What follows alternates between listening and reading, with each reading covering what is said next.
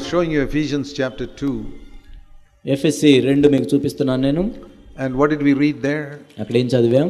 We were children of disobedience. మనం అవిధేయులమైన పిల్లల వలె ఉన్నాం. Verse 2. 2వ వచనం. Now I want to read the same verse in another translation. ఇంకొక తర్జుమాలో ఇదే మాట నేను చదువుతాను. Because sometimes another translation can give us a better understanding. ఎందుకంటే కొన్నిసార్లు వేరొక తర్జుమాలను మనం చూసినట్లయితే ఇంకా బాగా అర్థమవుతుంది మనకు. And in English we have that advantage of some other translation. ఇంగ్లీష్లో అయితే మనకు అనేక తర్జుమాలు ఉంటాయి కాబట్టి ప్రయోజనం ఉంటుంది అలా. And let me read that to you how it is in another translation. ఇంకొక తర్జుమాలో ఏ విధంగా ఉందో మీకు చదివి వినిపిస్తాను. In the olden days, పాత రోజుల్లో you allowed the world to tell you how to live. కాబట్టి మీరు ఏ విధంగా జీవించాలి అనేది ఈ లోకం చెప్పింది మీకు. And the world does not know anything about how to live. కాబట్టి ఈ లోకానికి అసలు తెలియదు ఎలా జీవించాలో కూడా. How to live a godly life. ఒక దైవిక సంబంధమైన జీవితాన్ని జీవించాలి. But you allowed worldly people and the world to tell you how you should live. కాబట్టి ఈ లోకంలోని ప్రజలు ఎలా చెప్తే అలా జీవించావు నువ్వు. That is how it translates verse 2. కాబట్టి 2వ వచనం ఆ విధంగా తర్జుమా చేయబడింది. You filled your lungs with unbelief. కాబట్టి మీ ఊపిరితిత్తులు అంతా ఈ విధంగా మీరు అవిశ్వాసంతో నింపబడి ఉన్నారు. And you breathed out disobedience. కాబట్టి అవిధేయతను మీరు శ్వాసగా వదిలారు. You know, like we breathe in and breathe out. మనము గాలిని తీసుకుంటాం, గాలిని వదులుతాం. So you breathed in unbelief and you breathed out disobedience. నువ్వు అవిశ్వాసాన్ని పీల్చుకొని అవిధేయతను వదిలావు. And more unbelief and more disobedience. కాబట్టి ఎంత ఎక్కువ అవిశ్వాసం ఉంటే అంత ఎక్కువ అవిధేయత బయటకు వస్తుంది. Unbelief in God, unbelief in His word. కాబట్టి దేవుని ఎడల అవిశ్వాసము, ఆయన వాక్యం ఎడల అవిశ్వాసం. And then verse 3. 3వ వచనం. We all did that. మనందరం చేసాం. All of us did whatever we felt like doing. కాబట్టి అసలు మనం ఏం చేయాలనుకుంటే చేసాం. And whenever we felt like doing it, we did it. ఎప్పుడు చేయాలంటే అప్పుడు చేసాం.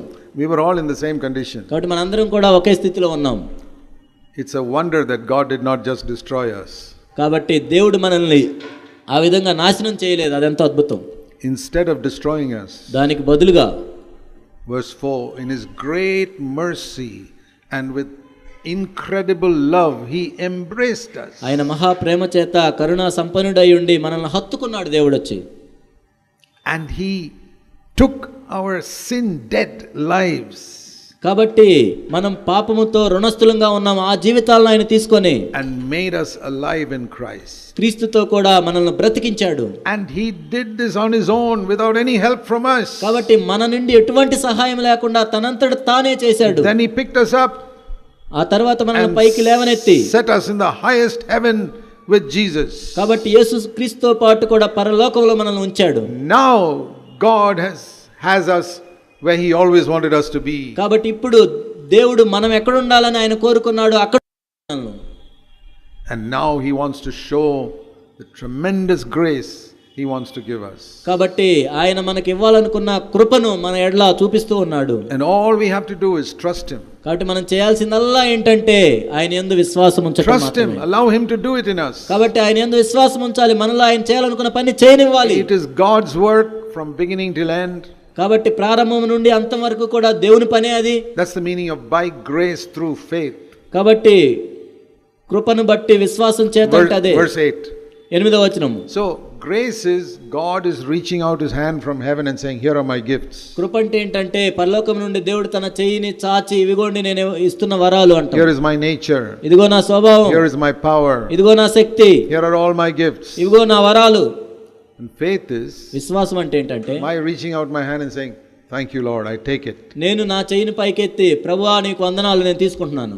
Supposing a king were to come and give you a very expensive gift. ఉదాహరణకి ఒక రాజు వచ్చి నీ దగ్గరికి వచ్చి గొప్ప బహుమానాన్ని ఇవ్వాలనుకున్నాడు. What do you have to do? నువ్వేం చేయాలి? Take it and say thank you.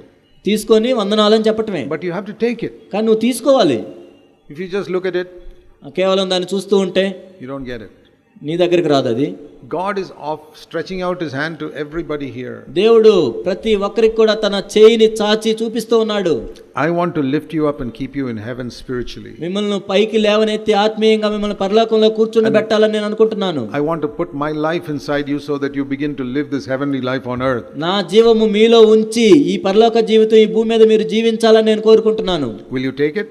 మీరు తీసుకుంటారా దాన్ని? You say, yes Lord, I believe. అవును ప్రభువా నేను విశ్వసిస్తున్నాను. I'm fed up of this earthly evil life I have lived for so long. ఓ ప్రభువా, ఎంతో కాలం నుండి ఈ భూ సంబంధమైన జీవితాన్ని నేను జీవించి సొలసిపోయాను. I get angry in my home.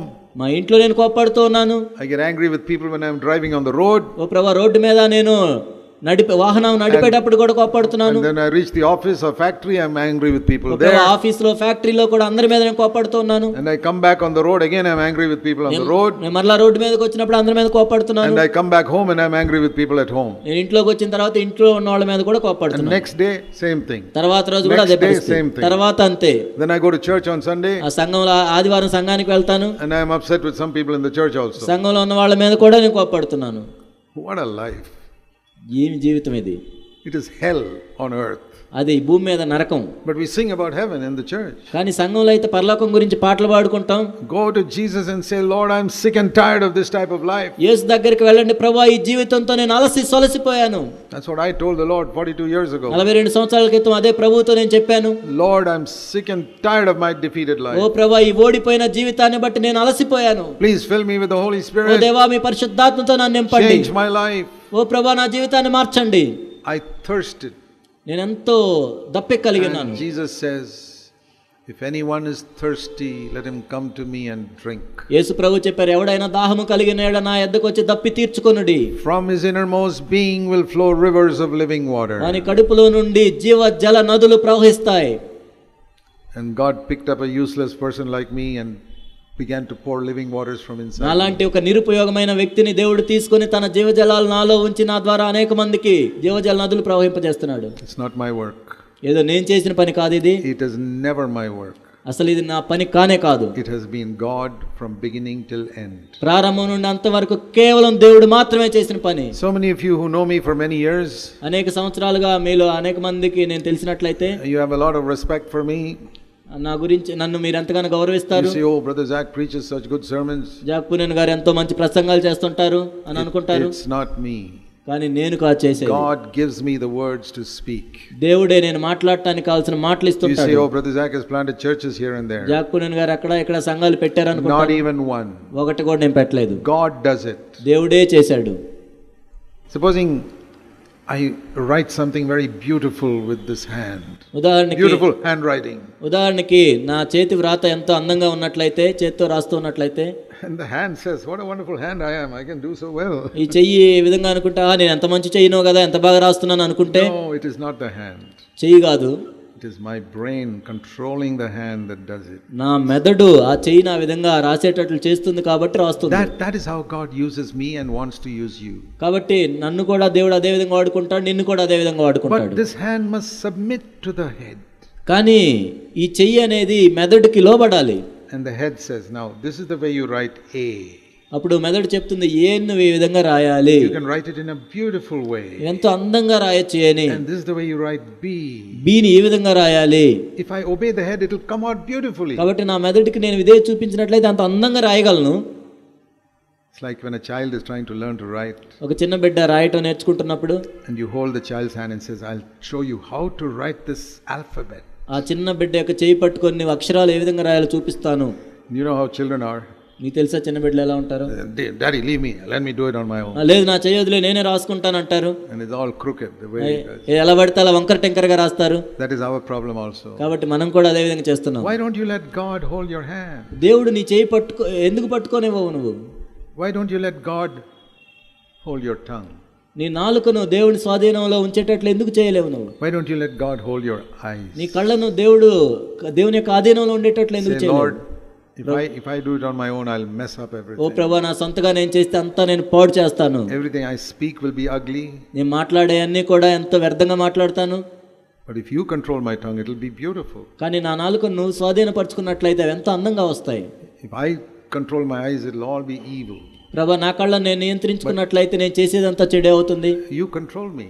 కానీ ప్రభువా, మీ స్వాధీనంలో ఉంచుకోండి. I trust him. నేను ఆయన నమ్ముతాను. what did we read here? ఇక్కడ మనం ఏం చదువుతున్నాం? you breathed in unbelief and you exhaled disobedience. నీవు అవిశ్వాసాన్ని పీల్చుకొని అవిధేయతను వదులుతున్నావు. now the opposite of that, దానికి వ్యతిరేకమైనది ఏంటో తెలుసా? if I breathe in faith, నేను విశ్వాసాన్ని పీల్చుకున్నట్లయితే I will breathe out obedience. విధేయత నేను వదులుతాను. It's a wonderful life. నిజంగా ఎంతో అద్భుతమైన జీవితం ఇది. I've tasted a little bit of it. నేను దీంట్లో కొంత రుచి చూడగలిగాను. It is so sweet that I want more and more and more and more. అది ఎంత మధురంగా తీయగా ఉందంటే నాకు ఇంకా ఎక్కువగా కావాలని ఉంది. I haven't become like Jesus fully. నేను ఇంకా యేసు వలె సంపూర్ణంగా మారలేదు. I see so many areas of selfishness still in me. ఇంకా నా జీవితంలో అనేక విషయాల్లో స్వార్థాన్ని చూడగలుగుతున్నాను. Still areas where I need to be more considerate to other people.